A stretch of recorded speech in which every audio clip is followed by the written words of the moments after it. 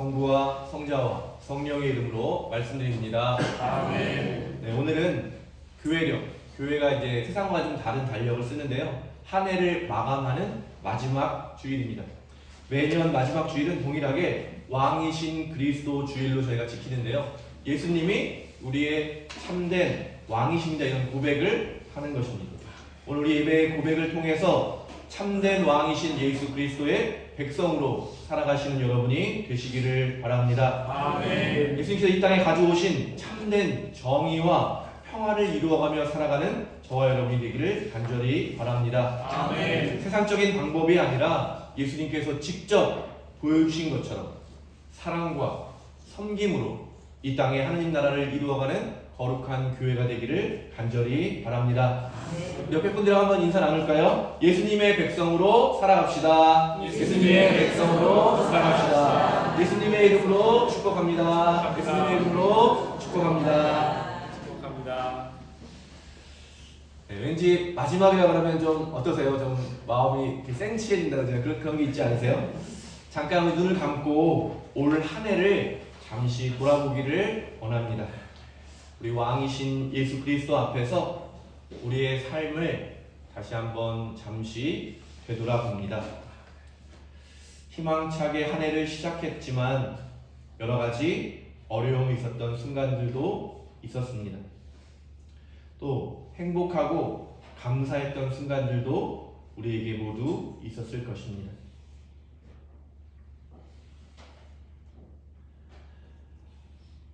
일 년이라고 하는 시간 동안 많은 일들이 우리의 삶에서 있었고 또 그 모든 순간 가운데 우리의 참된 왕이신 예수 그리스도께서 우리와 함께 하셨음을 고백합니다.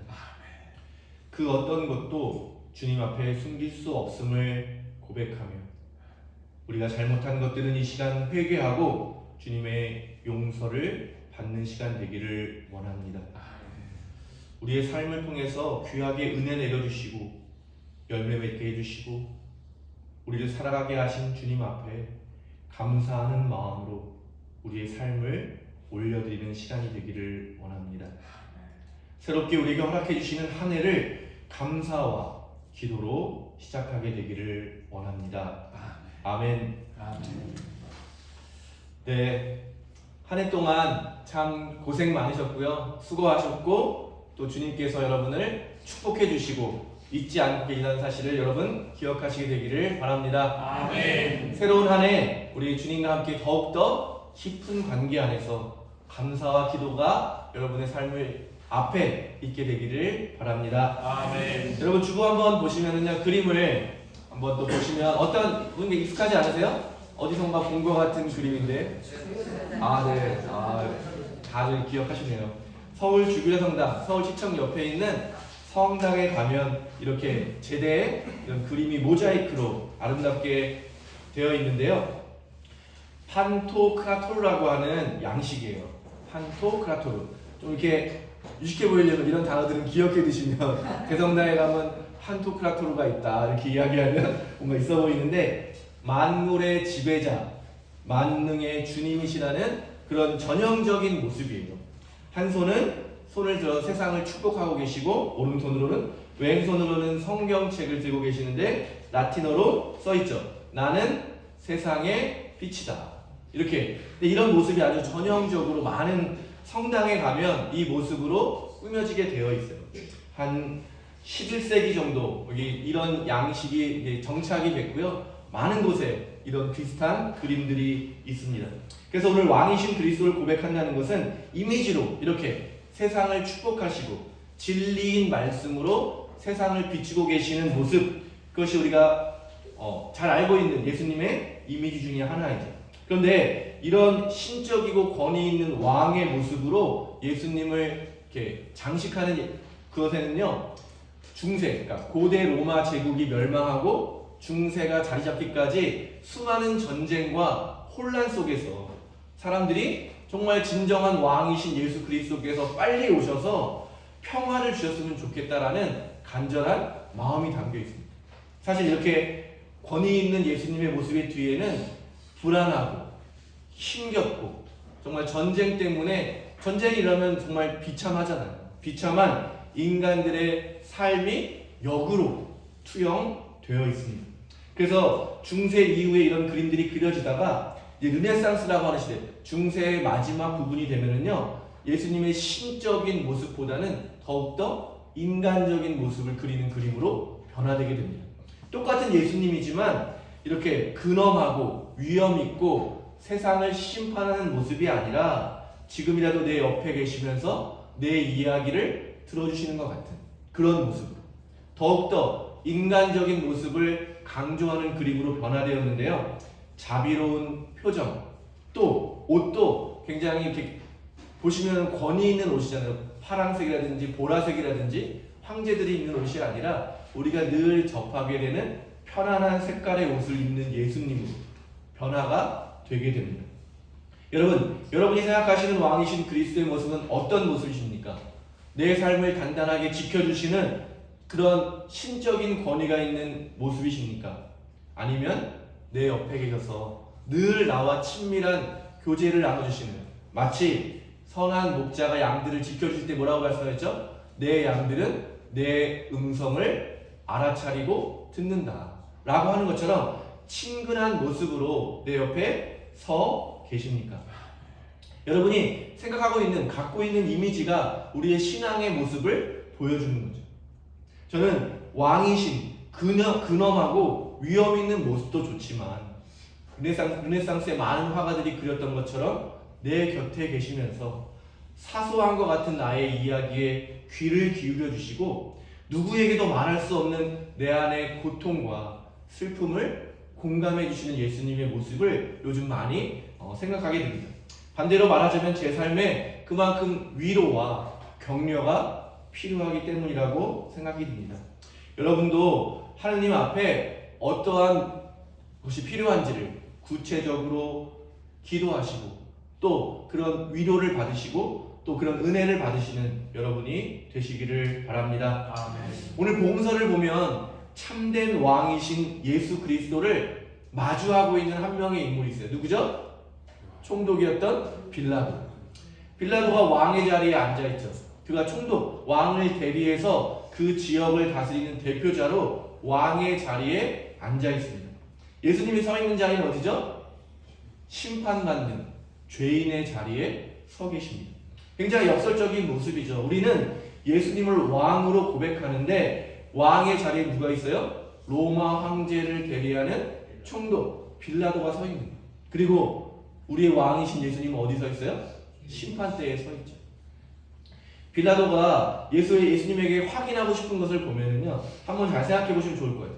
빌라도는 굉장히 젊은 유능한 귀족이었어요. 로마의 귀족이었거든요. 그래서 황제가 그를 신임했기 때문에 아마 유대 지방으로 보냈을 거예요. 유대 지방은 어떤 곳이에요?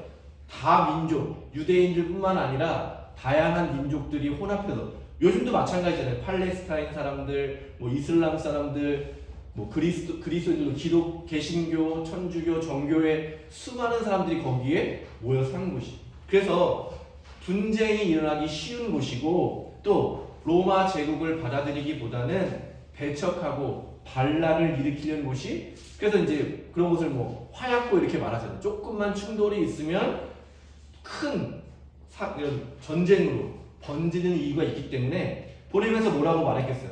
가서 마음껏 즐겨라, 가서 휴가 보내고 와라, 이러고 보냈겠어요? 총독을 보면서 뭐라고 말했겠어요? 잘 좀 부탁한다. 아, 내가 좀 저기 때문에 엄청 신경 쓰이는데 유능하니까 가서 좀 잘 이렇게 사고가 나지 않게 잘 수습을 잘 하고 로마 제국의 이 법과 문화가 얼마나 뛰어나고 아름다운지 좀 그런 미개한 사람들에게 좀 알려줘라 라는 미션을, 분명한 미션을, 임무를 받고 총독으로 임명을 받았을 거예요. 그래서 그가 이 예수님이라고 하는 한 인물, 신기하게도 사두가이파, 바리사이파, 헤롯당원, 유다인들 가운데서도 분열되어 싸우던 사람들이 한 마음에서 뭐라고 말하는 거예요? 예수님을 고발하는 거죠. 뭘로 고발해요? 신성 모독과 반역죄. 로마 황제에게 반역하는, 스스로 왕이라고 칭했다. 반란죄잖아요. 황제가 명하는 사람이 왕인데 스스로 왕이라고 칭했다. 또 우리가 믿는 신앙에서도 신성 모독을 일으켰다. 대표적인 게 뭐였어요? 성전을 보고 뭐라 했어요? 사흘 만에 다시 짓겠다. 무너뜨리고 사흘 만에 다시 짓겠다. 감히 하느님의 이름도 부르지 못하는 그런 사람들 앞에서 뭐라 그래요? 하느님은 내 아빠다. 아버지도 아니고 아빠다. 이렇게 이야기를 하니 그 사람들이 도저히 용납할 수가 없었던 것이죠. 그래서 이 빌라도는 예수님이 끝까지 확인하고 싶은 거예요. 예수님을 죽여야 되는가? 아니면 예수님을 풀어줘야 되는가? 거기에는 기준이 뭐예요? 뭐 유대인들이 잘 살고 뭐 그런 입장이 아니라 뭐예요? 황제가 자기에게 맡긴 임무를 잘 수행하는 것이 무엇인가? 그러니까 참 진리이시고 참 생명이시고 참된 왕이신 구원자를 알아보지를 못하는 거죠. 여러분, 우리도 그렇지 않으세요? 예수님을 알아보지 못하는 이유는 뭐냐면요, 우리가 예수님을 왕으로 고백합니다 라고 하는 말에 담겨있는 중요한 의미는 뭐냐면 내가 나를 누구라고 생각하느냐. 빌라도처럼 세상이 나에게 맡긴 임무를 수행하는 사람으로 정체성을 살아간다면 예수 그리스도는 결코 보이지 않는 거죠. 내게 맡겨진, 세상이 나에게 맡긴 일에만 빠져 있다면 참된 왕이신 예수 그리스도를 보지 못하는 거예요. 바로 눈앞에 있는데 보지 못하는 거죠. 동시에 반대로 예수님을 왕으로 고백한다는 건 뭐예요? 나의 정체성이 하느님의 피조물, 하느님의 존귀한 자녀, 그게 나의 정체성이다 라고 하는 것, 시선으로 바라볼 때 예수님을 온전히 볼 수 있는 거죠. 빌라도는 계속 묻잖아요. 왕이냐 아니냐, 네가 무슨 일을 했느냐. 오히려 자기 임무에 충실하기 위해서 정말 물어야 될 게 뭐예요? 어떻게 나를 구원해 주십니까? 영원한 생명은 무엇입니까? 이 땅에서 내가 진정으로 얻어야 될 귀한 보물은 무엇입니까? 진리 앞에 정말 제대로 묻고 답변해 줄 수 있는 예수님에게 쓸데없는 것들을 묻고 있는 거죠. 우리가 기도할 때 예수님에게 꼭 해야 될 질문을 잘하는 여러분이 되시기를 바랍니다. 아멘. 세상적인 추구를 위해서 세상에서 나에게 맡긴 것을 유능하게 해결하기 위한 존재로 그치지 마시고 하느님께서 저와 여러분을 이 땅에 보내주신 그 일이 무엇인지를 묻고 아시고 행하시는 여러분이 되시기를 바랍니다. 아멘. 그게 예수님을 왕으로 고백하는 첫 단계라고 믿습니다.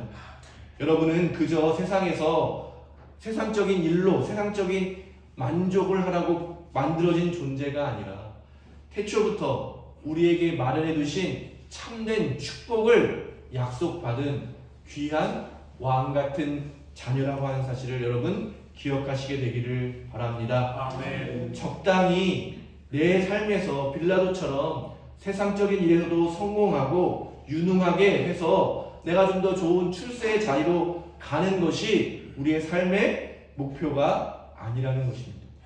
우리는 하느님의 자녀로 이 땅에 허락해 주시는 하느님의 정의와 평화를 이루는 사람들입니다. 우리에게 약속해 주신 영원한 생명에 대한 희망을 가지고 사람들과 함께 하느님 나라를 완성해 나가는 그런 귀한 존재들인 것입니다. 여러분, 여러분의 정체성을 잊지 마시기 바랍니다. 아멘. 여러분, 세상을 축복하는 축복의 사람들이 되시기 바랍니다. 아멘. 하느님의 뜻을 드러내고 하느님의 뜻을 완성하시는 여러분이 되시기를 바랍니다. 참된 왕이신 예수님을 알아볼 수 있는 귀한 눈을 가진 여러분이 되시기를 바랍니다. 예수님께서 말씀해 주신 것처럼 그분의 음성을 여러분의 삶의 자리에서 듣고 알아차리고 그분을 따라가시는 귀한 여러분이 되시기를 바랍니다. 아멘. 그래서 우리의 삶에 예수님께서 보여주신 하느님의 사랑으로 가득 차게 되기를, 그 사랑이 점점 다른 사람들에게도 전해질 수 있는 사랑의 사랑으로 다시 한번 거듭나게 되시기를 간절히 바랍니다. 아멘. 오늘 새로운 한 해를 준비하고 한 해를 마무리하면서 그리스도교의 오래된 기도문으로 오늘 설교를 마치려고 합니다. 주님, 우리에게 우리가 바꿀 수 없는 것을 평온하게 받아들이는 은혜와 바꿔야 할 것을 바꿀 수 있는 용기와 그리고 이 둘을 분별하는 지혜를 허락하소서. 아멘. 성부와 성자와 성령의 이름으로 말씀드렸습니다. 아멘.